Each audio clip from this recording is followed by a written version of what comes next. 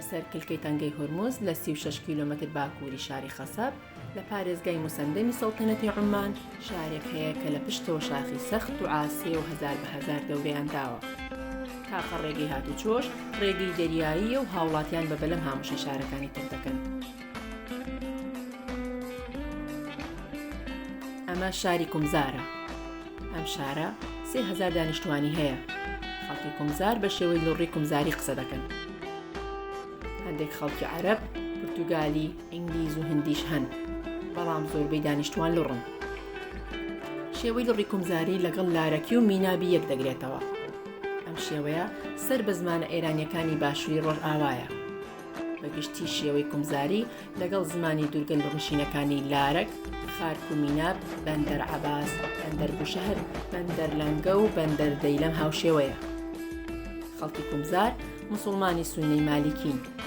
تا ئێستاش تۆنی کۆمەڵایەتی خێڵ لە ناوچەکە پارێزراوە.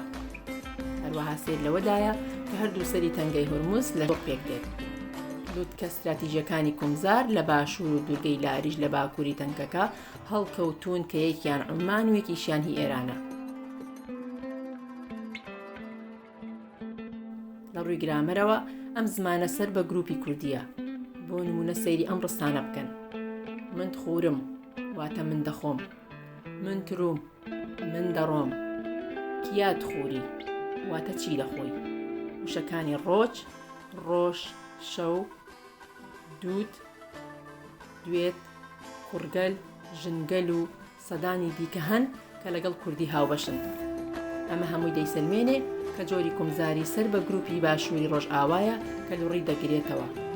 پێویستە کومزار باش بناسی.